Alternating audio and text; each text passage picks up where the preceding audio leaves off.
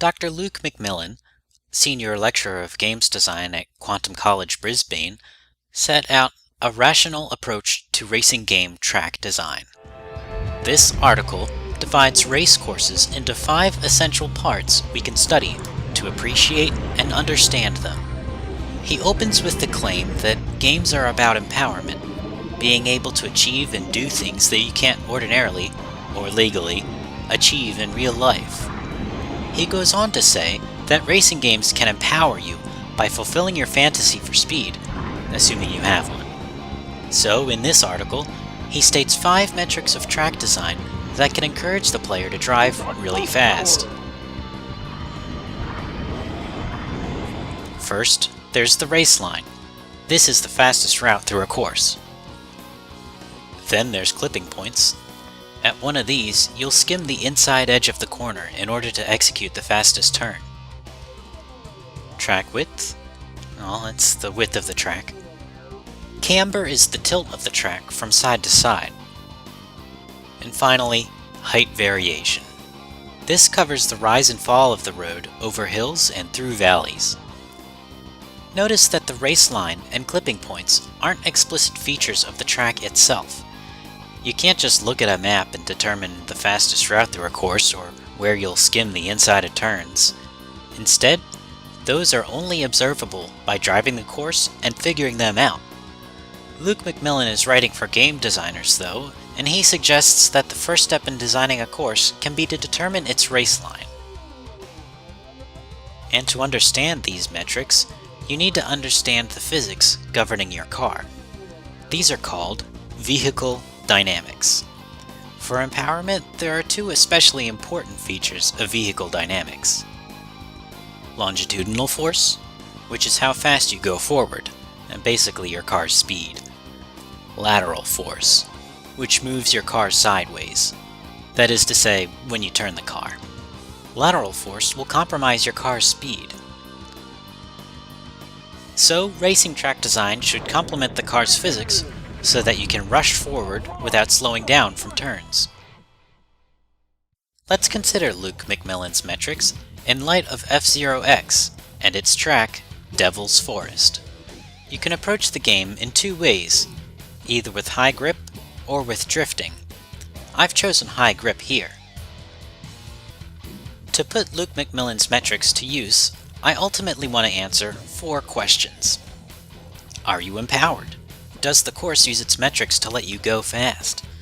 Are you ever vulnerable? So when does the course use its metrics against you? How do F-Zero-X's vehicle dynamics influence this? These metrics only make sense in light of the game's vehicle dynamics, so do F-Zero-X's vehicle dynamics complement the metrics in Devil's Forest? And finally, how do these moments flow from one to the next? Certain moments are bound to empower the player more than others. How do these add up to the experience of the track as a whole? Race line and clipping points. Since clipping points are part of the fastest route through a course, they're on the race line.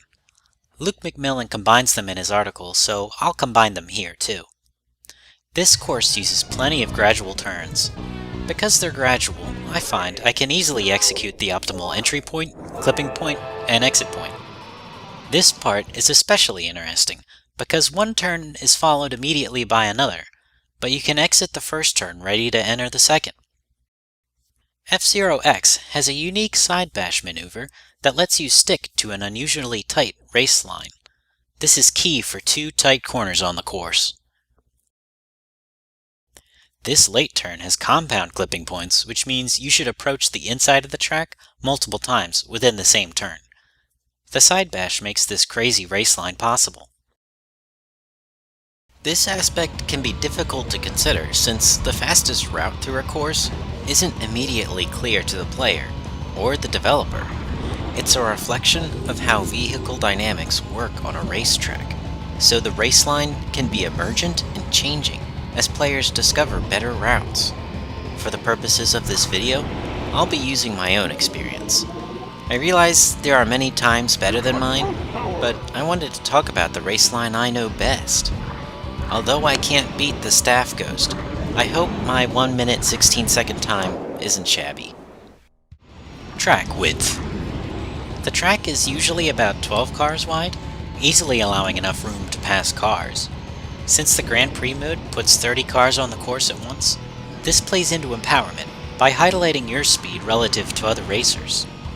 Plus, you can take corners with slight turns over the wide track. Because you turn less, there's less sideways movement, meaning you won't compromise your forward speed. Rough patches make the course thinner right as you get to sharper turns, adding to their difficulty. The turn is tight, emphasizing your side bash. The rough can be boosted over, emphasizing your boost.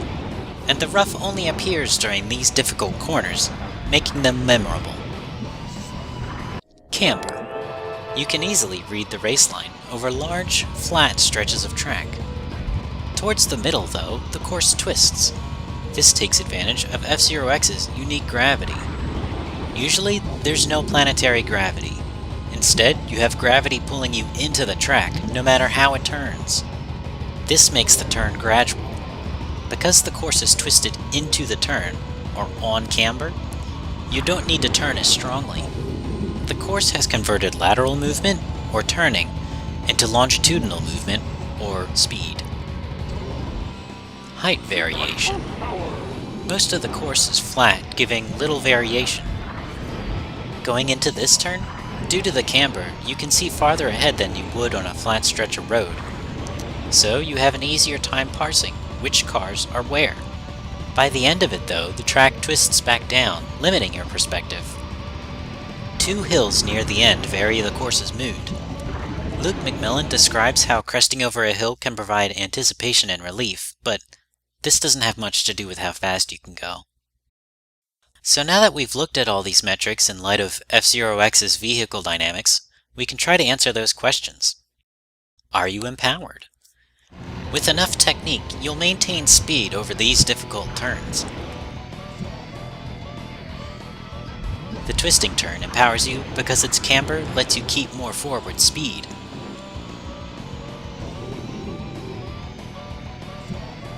Plus, there are a few moments where you get a long line of sight.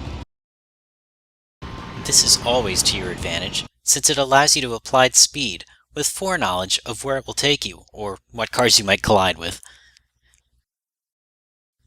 Are you ever vulnerable? If you don't have the skill, those difficult turns will slow you down. The sharp turn and thin track will easily cut your speed. And those moments with a long line of sight are coupled with moments of limited view. When you can't see far ahead, it's easier to bump into other racers and lose momentum. How do F-Zero X's vehicle dynamics influence this? When you side bash, you'll turn with some speed reduction, but not as much as if you'd use the side brake or hit the wall. Gravity simplifies the effect of camber in this course, creating a turn that doesn't compromise your longitudinal force. Plus, you can boost over the rough if you can't execute the tight turns, which minimizes the amount it would normally slow you. How do these moments flow from one to the next?